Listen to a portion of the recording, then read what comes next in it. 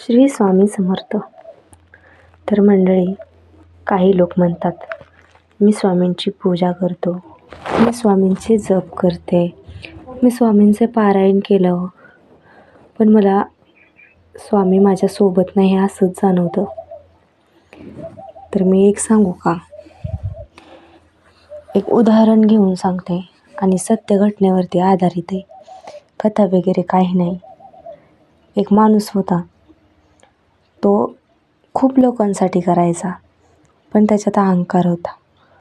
सारखं म्हणायचा मी करतो, मी करतो, मी केलंय, मी केलंय आणि मी करणार असं म्हणत तो बरेच लोकांची चांगली चांगली कामं करतो. कुठे पाण्याच्या अडचणी असतील तर त्या पाण्याच्या अडचणी सोडवायचा, गोरगरिबांना मदत करायचा, शेतकरी लोकांची काही समस्या सोडवायचा.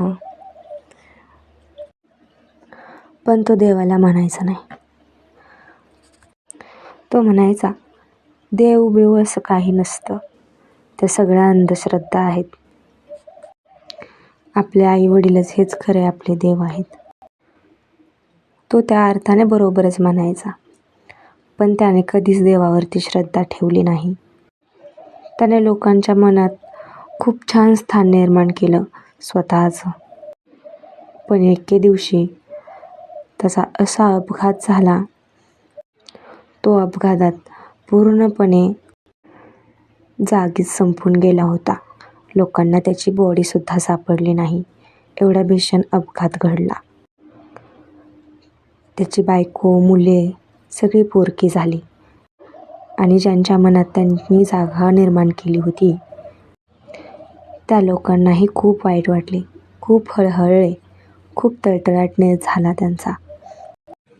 मग मला एक सांगा, जर याच माणसाने एकदा का म्हणला असता जे करत आहेत ते माझ्याकडून देवच करून घेत आहे, लोक तर त्याला देव मानले होते. थोडक्यात देव मानलंच होतं.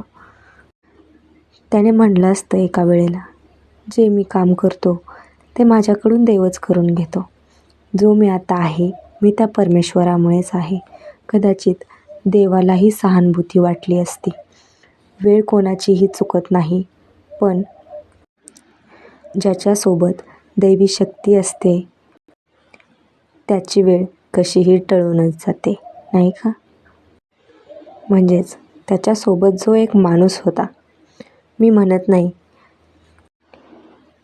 तो पूर्णपणे देवाचा भक्त होता, पण तो त्यातली त्यात देवाची सेवा करायचा, नित्यनेमाने स्वामींचा जप करायचा.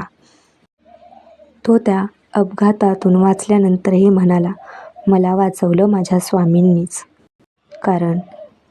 कारण त्यांच्यासोबतचेही 3-4 जण जागीच ठार झाले होते. हा माणूस गाडी उडाल्यानंतर गाडीतून बाहेर पडला आणि फक्त जखमी झाला. म्हणूनच जे काही काम करता त्यात परमेश्वराचं एकदा तरी नामस्मरण केलं पाहिजे. भले आपण ते काम करतो, पण आपण परमेश्वर आपल्याकडून करून घेतोय असं एकदा तरी म्हणलं पाहिजे. परमेश्वराला एकच प्रार्थना करा, जिथे कुठे जाईल तिथे मला सुखरूप घरी आण. स्वामींची नित्यनेमाने सेवा केल्याने आपल्यावरती जी संकटे असतात ती 99% टळतात. म्हणूनच मला त्यांना सांगायचे, जे म्हणतात मी स्वामींची नित्यनेमाप्रमाणे सेवा करतो, पण मला त्याचं फळ देत नाही. असं वाटत नाही की स्वामी माझ्यासोबत आहे. अरे, तू कुठे गेलास? तू कुठे बाहेर गेलास? रोडनी तू सुखरूप घरी येतोय. हा स्वामींचीच कृपा आहे, हे आपण समजून घेतलं पाहिजे आणि स्वामींवरती शंका न घेता आपण त्यांची नित्यनेमाने सेवा केली पाहिजे. स्वामींकडे पैसा, घर, बंगला, गाडी ह्या सगळ्या गरजेच्या वस्तू मागण्यापेक्षा स्वामींकडे आपलं आरोग्य सुरक्षित राहील अशी प्रार्थना करा. स्वामींना आपलं कुटुंब चांगलं राहील याच्यासाठी प्रार्थना करा.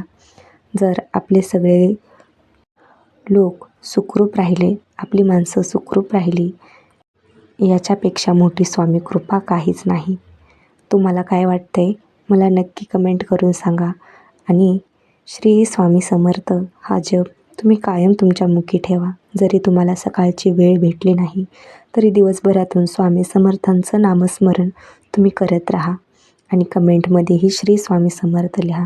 आणि व्हिडिओ पूर्ण बघितल्याबद्दल खरंच तुमचे आभार. स्वामी तुमचं भलं करो.